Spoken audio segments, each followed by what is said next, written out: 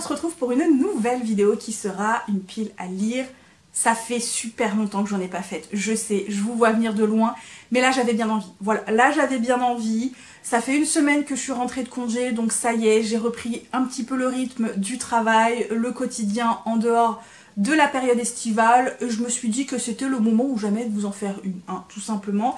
Sachant que c'est une pile à lire un peu pile à mood, puisque c'est une pile à lire de la rentrée, mais également une pile à lire de fin d'année, puisque je vais la faire courir jusqu'au 31 décembre, cette pile à lire. Je ne vais pas en refaire une autre, je ne vais pas faire de pile à lire de challenge ni quoi que ce soit. C'est la pile à lire de rentrée fin d'année. Je n'ai pas l'intention de participer à des challenges pour cette fin d'année. Par exemple, est sorti début septembre le challenge du Pumpkin Autumn Challenge, auquel je n'ai pas envie de participer. À chaque fois qu'il sort, je suis jamais dans le mood pour participer à ce challenge. Et il va y avoir en décembre le Cold Winter Challenge, et je n'ai pas non plus envie d'y participer cette année, encore une fois. Donc, pas de challenge, mais c'était quand même l'occasion de faire une pile à lire qui allait mélanger un petit peu tout ça. Donc dans cette pile à lire, vous aurez un peu tout. Vous aurez des livres qui moi me font penser à des livres hivernaux, d'autres qui me font penser à des livres automnales, d'autres qui me font encore évidemment penser à des livres pour la période d'Halloween, etc., etc. Et il y a aussi des livres un petit peu feel good. Voilà, il y a un peu de tout. C'est une pile un peu, voilà, selon mon envie du moment.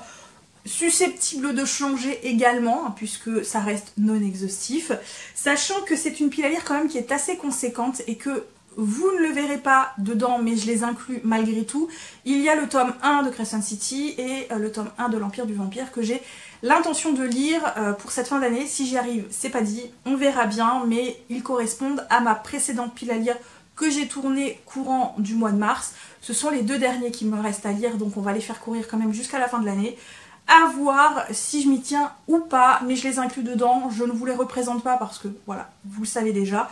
Bref, je ne m'attarde plus et on commence tout de suite. Je commence du coup par ma lecture en cours. Il s'agit de celui-ci, qui est le premier tome des Loups Dorés de Roshani Chokshi, donc dans les éditions PAL, qui sont les éditions poche de De Saxus. Ça fait des plombes que je dois lire ce roman. Là, il est sorti en poche, ça fait des mois qu'il est sorti en poche. Ça fait des mois que je me dis, Émilie, maintenant qu'il est en poche, t'as plus d'excuses. Donc là, je me suis procuré, je me suis tout de suite jetée dessus.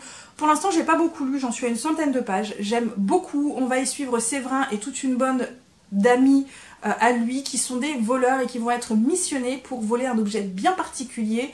Pour l'instant, je m'arrête là. J'en sais pas beaucoup plus dans le sens où, à 100 pages, on commence juste à entrer dans le vif du sujet, donc voilà. Une relique de ma palle qui est là depuis, je ne compte même plus. C'est un roman qui est considéré quand même comme un classique du genre. C'est pas récent. Le tome 1 est suivi d'une autre suite, je crois, mais qu'on n'est pas obligé de lire, il me semble. Le tome 1 se suffit à lui-même, je crois. Bref, il s'agit de celui-ci, qui est donc le dernier loup-garou de Glenn Duncan, publié ici aux éditions Folio SF. On y suit un type qui s'appelle Jack Marlowe, et c'est le dernier loup-garou, donc c'est le dernier de son espèce. Tous ont été massacrés. Il y en a qui, évidemment, le pourchassent pour le tuer, et d'autres qui essaient de le protéger parce que ce sont des créatures et qui veulent vivre au grand jour. Lui, il en peut plus. Lui, le mec, il fait tout le monde me cherche, tout le monde ci, tout le monde ça. Les gars, j'en peux plus. La prochaine pleine lune, je laisse les chasseurs me trouver et me buter parce que j'en ai marre. Je suis fatiguée, sauf qu'évidemment, rien va ne se passer comme prévu. Et je m'arrête là pour le résumé. Voilà, il me fait super envie. Je pense qu'il est parfait pour Halloween, ou même pour la période hivernale. Pour moi, il est topissime. Ça fait super longtemps qu'il me fait envie. Je le sais qu'il est dans ma pile à lire et je me suis dit, allez, vas-y, lance-toi. Sinon, tu vas jamais le sortir de ta bible. Un livre qui ne fait pas partie de mes priorités, mais qui me fait envie, pareil, depuis super longtemps, c'est celui-ci. Il s'agit donc de New York 2140. De Kim Stanley Robinson aux éditions Brajlon. Donc ici, on est dans un futur plus ou moins proche. Le réchauffement climatique continue de faire son effet et New York se retrouve sous les eaux. Et on va donc suivre plusieurs locataires d'un immeuble qui vont plus ou moins vivre ensemble, s'acoquiner ou je ne sais pas trop quoi. C'est un roman choral et j'en sais absolument pas plus, mais j'en ai entendu que du bien. Par contre, c'est un gros bébé qui fait au moins 900 pages. Ouais, c'est ça, il fait pas loin de 900 pages. Donc à voir. Celui-ci pour Halloween il est parfait, c'est le premier tome des jumeaux Croche-Mort, donc la malédiction de Cassandra O'Donnell aux éditions Flammarion Jeunesse. Pour rappel, je l'avais acheté avec Maud au salon de la jeunesse de Montreuil, même que le livre est dédicacé par l'autrice. Donc ici on suit des jumeaux qui vont être récupérés après des années d'orphelinat, il me semble, par leurs grands-parents. Le fils va être accueilli en grande pompe dans ce village et la jeune fille, elle, va plutôt être délaissée. On est dans un patelin un peu étrange apparemment. J'en sais pas plus, j'en ai entendu que du bien, c'est du jeunesse, ça va se lire vite, ça va se lire bien. Sans compter que le tome 2 est déjà sorti, donc celui-ci fait pas partie de mes priorités, même s'il me fait super envie. Je trouve qu'il colle bien à l'hiver, même si la couverture correspond pas du tout.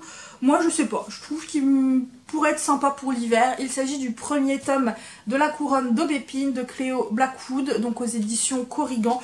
Donc ici on y suit une jeune femme qui est l'héritière de la couronne de la lune, donc qui s'appelle Théa, qui est promise à un avenir sombre puisque on lui prédit la mort et la destruction de son peuple par un royaume rival, il me semble, et elle, pour empêcher ça, va décider de se faire passer pour une garde dans le pays dit rival et devenir la garde du corps de ce prince qui est censé la tuer pour essayer de le faire changer d'avis.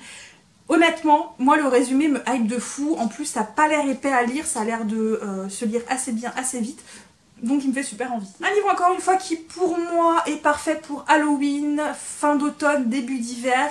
Il s'agit des Disparus du pays imaginaire de Hayden Thomas aux éditions Sabran. On a une réécriture du conte de l'histoire de Peter Pan. On va y suivre Wendy qui, suite à un enlèvement, est revenue sans ses frères, malheureusement. Les années passant, elle a grandi, elle devient une jeune femme de 18 ans qui un jour, en rentrant de son travail, va tomber sur un jeune homme étrange qui se dit appelé Peter et qui la connaît alors qu'elle ne se souvient pas du tout de lui. Honnêtement, j'en ai entendu beaucoup de bien. Pareil, il n'est pas énorme, il me fait super envie. Pour Halloween, il est parfait. Encore une fois, je pense qu'il est bien pour Halloween ou même pour l'hiver. Voilà, fin d'automne et début d'hiver me concernant. Il s'agit de Chasseuse de vampires de Nalini Singh, donc l'intégrale comportant les tomes 4, 5 et 6. Je vais au moins lire le tome 4 de cette intégrale. C'est une saga que j'aime beaucoup avec des archanges, des vampires, des humains. Les anges ne sont pas si angéliques que ça, les vampires ne sont pas si monstrueux que ça. Voilà, j'aime beaucoup, sachant que le tome 4, c'est un tome compagnon qui ne fait pas partie de l'histoire principale, il me semble. C'est un personnage qu'on rencontre dans les tomes précédents qui s'appelle donc Dimitri, un des vampires. Et donc là, on va avoir son histoire à lui et un des personnages secondaires humains, pareil, qu'on rencontre dans les tomes précédents. J'ai hâte parce qu'en fait c'est une saga que j'aime beaucoup et que ça fait super longtemps que j'ai mis de côté et qu'il est temps que je reprenne. Un roman qui me fait super méga envie, qui pour moi ne correspond à aucun moment de cette fin d'année. Pour moi c'est plus un roman de l'été. Mais comment vous dire que je ne sais pas si je vais réussir à attendre l'année prochaine. Il s'agit de celui-ci qui est donc Code ardent de Marge Nantel aux éditions Nemos. On est dans un futur post-apocalyptique. Ici, la civilisation telle qu'on la connaît s'est effondrée. Il n'y a plus vraiment de technologie et ce qu'il en reste, les vestiges sont protégés dans des villes fortifiées. Sauf que malheureusement, l'une des villes les plus importantes de cette nouvelle civilisation va littéralement s'effondrer et disparaître. Il ne va n'y avoir qu'un seul survivant qui est un jeune homme qui va se faire aider par d'autres personnes parce qu'apparemment il détient un secret qui pourrait changer l'avenir. Et honnêtement, j'en ai entendu mais du bien absolument partout. Il me fait envie depuis sa sortie et j'ai trop envie de le découvrir. En priorité pour cette fin d'année, qui correspond encore une fois pour moi bien fin d'automne, Halloween, début d'hiver, il s'agit du second et dernier tome de Guild, donc ici Cursed, de Marissa Meyer aux éditions de Saxus. J'ai beaucoup aimé le premier tome, j'ai hâte de découvrir le second tome, surtout que vu la fin du premier tome, voilà. Ça fait un moment que je me dis qu'il faut que je me lance dans ce second tome. Et j'aimerais bien le terminer pour la fin de l'année, pour terminer un maximum de sagas, parce que voilà, j'aimerais en terminer une bonne dizaine. J'en suis pas loin, donc on espère. Encore une fin de saga qui est plus estivale, mais je voudrais terminer encore une fois une nouvelle saga pour la fin de l'année. Il s'agit de celui-ci qui est donc le deuxième et dernier tome de 6 couronnes écarlates. Donc ici la promesse du dragon d'Elisabeth Lim aux éditions Rajo. Je sais qu'il a beaucoup moins plu dans l'ensemble que le tome 1, mais moi il me fait super envie parce que je pense qu'on va découvrir tout un autre pan de l'univers que l'autrice nous a présenté dans le tome 1. Et là on va plus s'attarder je pense sur le côté dragon, puisqu'on dans le premier tome on rencontre des dragons, mais ils sont beaucoup moins présents que ce à quoi je m'attendais, même si j'ai adoré le premier tome. Donc là j'ai hâte de découvrir le fin mot de l'histoire. Un livre qui fait bien penser à l'automne, vraiment à l'automne, je sais pas pourquoi, je trouve qu'il est très automnal. Il s'agit de celui-ci qui est donc Magie, Sentiment, le secret de London de Ariel Holz aux éditions Slalom, donc dans l'édition reliée juste de toute beauté. Donc ici on va suivre un mariage arrangé entre deux pays, le pays qui se trouve sur la Lune et le pays qui se trouve sur Terre, et notamment à Londres. Et donc les deux frères et sœurs des futurs époux vont travailler ensemble pour déjouer un complot, il me semble. Et j'ai trop hâte, encore une fois, de le lire. Il me fait super envie, il a l'air trop bien. C'est du Ariel Holz, donc je sais plus ou moins à quoi m'attendre. Donc voilà. Automnal, Halloween. Celui-ci qui me fait super envie depuis que je me le suis procuré. J'ai pas encore eu le temps de le lire, mais ça va être l'une de mes prochaines lectures. Il s'agit d'une fenêtre sur les ténèbres de Rachel Gillig aux éditions Sabran. On est dans un univers très sombre, puisqu'ici on va suivre une jeune fille qui est tombée malade et qui a survécu et qui depuis a un don. Sauf que dans cet univers, ceux qui tombent malades, donc cette maladie très particulière, et qui en survivent sont pourchassés pour être massacrés. Et elle se cache, et depuis elle est également plus ou moins possédée par une espèce de brume, un esprit, j'en sais pas plus, avec une magie de cartes de tarot, je crois. J'en ai entendu du bien et celui-ci va faire partie de mes priorités parce que j'ai trop envie de le découvrir. Celui-ci, je l'ai précommandé, il me fallait absolument, c'est pareil, je pense qu'il va faire partie de mes prochaines lectures. C'est celui-ci, il s'agit de Bride d'Ali Hazelwood aux éditions Milady. J'ai trop hâte. Celui-ci, je savais qu'il allait sortir en septembre, ça fait des mois que je l'attends. On va suivre un mariage arrangé entre des loups-garous, des vampires, etc. Je ne veux pas en savoir plus les gars, mais j'ai trop hâte. Il fait également partie de mes priorités, pour tout vous avouer. J'ai décidé de reprendre la suite de cette saga parce que j'avais adoré le tome 1, ça avait été un vrai coup de cœur. Et je m'étais dit, je vais attendre de me procurer le tome 2 et 3 quand ils seront sortis. Je les ai achetés depuis un moment. Sauf que je me suis toujours pas remise dans cette saga. Et là, c'est plus possible. Il faut que je me relance. Il s'agit du tome 2 de l'Empire d'écume. Donc ici, l'impératrice aux éclats d'os.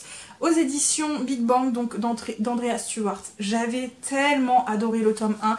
J'avais mais vraiment surkiffé. J'avais adoré l'univers. J'avais adoré les personnages. J'avais adoré l'intrigue qui se développait.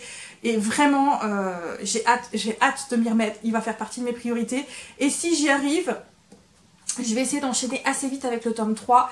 J'ai mis que le tome 2 parce que je ne suis pas sûre. Mais dès que j'ai lu le tome 2, je pense que je vais enchaîner avec le tome 3 pour pas rester frustrée, si vous voyez ce que je veux dire. Voilà, bref, celui-ci, il faut que je le lise, il me fait trop envie. Et je termine par du feel good, parce que j'ai envie de feel good aussi avec les deux tomes de la saga de Ice Hockey Dynasty, donc avec le tome 2 ici, le tome 1 ici, qui est donc The Renegade Prince, et le tome 2 The Earthbreak King de F.V. Astier en autopublication. Donc voilà, des romances boys love dans le milieu du hockey, c'est du feel good, ça me fait envie depuis que je les ai et il est plus que temps que je me mette dans cette lecture. Voilà. Et voilà, j'en ai terminé pour cette pile à lire qui est quand même bien conséquente les gars, on peut pas se mentir, là j'ai vu quand même très grand. Ce n'est pas dit que j'arrive à lire tous ces romans, mais c'est des romans qui me font vraiment bien envie pour la fin de l'année. Donc voilà, on espère, on croise les doigts, on y croit et c'est parti du coup pour cette rentrée et cette fin d'année. Voilà. Bref, j'espère que cette vidéo vous a plu comme toujours. Les petits commentaires, les petits pouces bleus, l'abonnement si l'envie vous en vient. Suivez-moi sur d'autres réseaux sociaux également. N'hésitez pas vraiment à me dire si vous avez lu les romans, si vous les avez aimés ou pas, s'ils vous font envie ou pas. Comme toujours, si vous avez la flemme, pour ceux qui ont l'habitude, les petits emojis, ça fait toujours plaisir. Moi, écoutez, encore une fois, comme toujours, je vais vous souhaiter de très bonnes lectures. À très bientôt pour une nouvelle vidéo. Et surtout, prenez bien soin de vous. Bye bye.